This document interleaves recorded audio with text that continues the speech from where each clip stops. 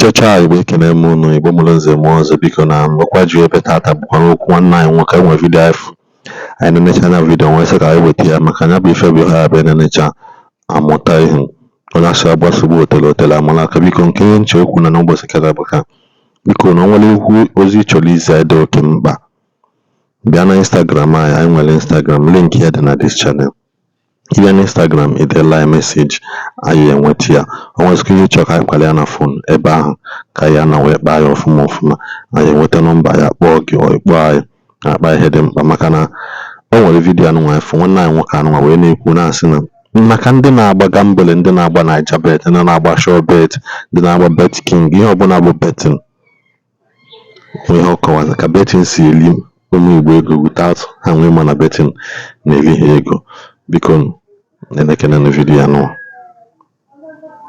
Igbo niile ekene m niile ya maalụ unu mma nwanne unu nwoke oke nwa na-ekwu o nwere ndị mbịara ka mụ na ha kalịa taa and ife a na-achọ ikwu na gaba arụ ka i were kpọrọ mkpa emebugo m vidio countless time mana mmesịa ya condemn ya mmesịa ya condemn ya mana taa a sị na mụ ama condemn si nke taa ọga achọghị m ikwu ya ka ọ tọọ gị ụtọ mana ige ntị ọfụma ị marụ na okwu ị ga-eji mere ife ka ọ bụ nke a bụrụ advert okwu a na dị iche but listen I am talking to you ọga ọ bụrụ na ị bụ a kind of person na-eme ihe group ị na-eme ihe otu ihe mee unu abịa gada onwe unu 5, 6, 10 people unu akpọ onwe unu friends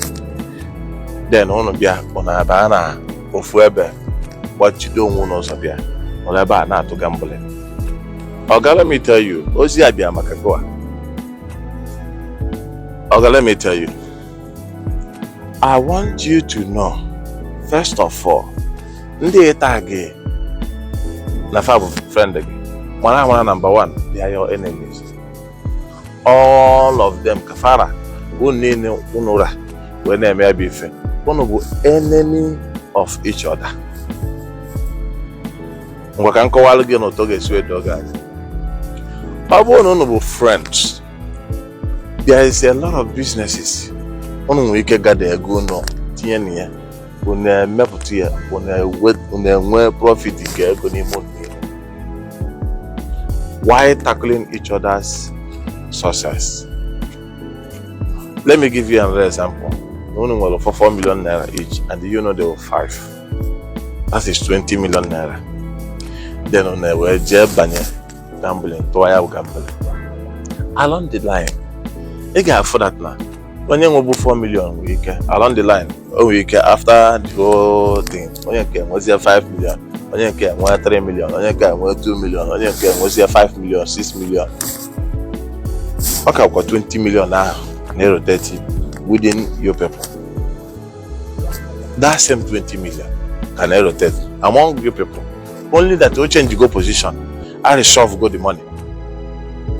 Ndị jibu nnukwu before jide obere ndị jibu obere jidezie nnukwu efuru ya mana ọ bụrụ na ego ha niile unu nwere ebe ahụ ga-etinye nwe ọnụ welu mee 1 or 2 businesses unu ga-emenwu unu enwe profit ọ bụrụ na unu wọdụ 20 million naira unu awọtụ 30, 35, 25 enwe profit ọga gịnị ka ị ga-eji mee onwe gị involve a place whereby onwere ihe na-apụta dị ya. Let me tell you one thing about gambling. Ị nwere ike lie 1 million taa i wee na-egi bitere free iri agha because ego ada bụ iri ebe ọsọ irite ego ma chefuo na eti ego 2 million before ị daghị agbakọkwa ya ego 2 million mana irite 1 million odoge anya maybe you watara ya na free money but you have invested 2 million there what if you win. And by the way gịnị ga-eme gị iwe echegbe echiche onye ọbụla ịkpọrọ your friend you na anọrọ ofu ebe wee na-eri onwe ya na tackle against each other's success. Kedu ihe nwere ike iti gị n'oge ma ọ ga-agụ aka nna agwa chee echiche malụ the kind of people gonna find emekọ ife the association in a agada, if you understand. People gonna find a make even. In anya onye all the time, ego. Email onye avoid. All guys says a long money. You understand? I have a friend money and abu na go very, very well here in the Delta State. I feel where make off. Like more, I love snooker.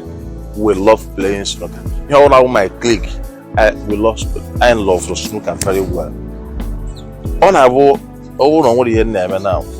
The less busy. Feeling and go snooker. And I think one of our guys in bar like that. I go snooker.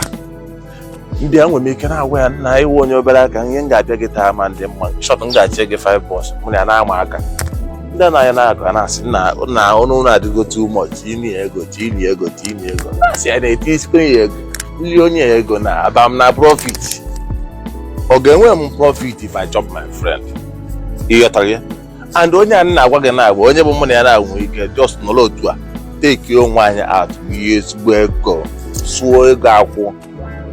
Because if you work, you must chop. Oh, well, money and we can just club, money and I will just club. Or not change your tour, more not change your tour. Only to make ourselves happy. I could take my own one less. Not long while. So, getting there, Spania, Diego. Money and I will buy just. We are having fun, okay? It's a part of the play mode. Okay, cup. So one of my friends can we give one year without you to go eat ego. So you your friend or you your friend, okay, we will have a fun now long. Read it here, okay, it's your gambling. But one of the as in betting platform. It's your gambling about Ili money. So how I go call somebody my friend? I mean, I have the gambling year ago. Problem that I'm tomorrow. Who I go call? Only ego. Now I go call. Oga, you people are enemies in friendship garment. However, on fight against each other's success. Why not think of something else to do without your money and make more profit? That is friendship. I joke, it's not your guy, not my man. But not gambling inside. So, can you hear me on man? Can you hear me on friends? Okay, thank you. Get malu. Kiwalu. Madam Mini. Fuel. Okay, I'll go mad the moment. Ekene m nwoke kene nwaanyị kene ihe na-emeli Igbo here na otu na-echa vidiyo anụnwa ka nsị wee ikwu ya mgbe mbụ na anyị nọ Instagram biko nụ anyị nọbe Facebook o nwere ozi chọrọ izizi anyị na Instagram akaụntụ anyị nwekwana ihe ọzọ ị chọrọ ịgwa anyị izicha ya o nwere nke anyị akpa na fon anyị akpa mana vidiyo anụnwa sị ma ọ na-esi na-enecha ya i subscribe na this channel share the video idoro like kwa ya like cha nwesị ihe ọzọ ị chọrọ ikwu dị gị mkpa tile anyị ya na the comment section ka anyị nwee mgbe ọzọ.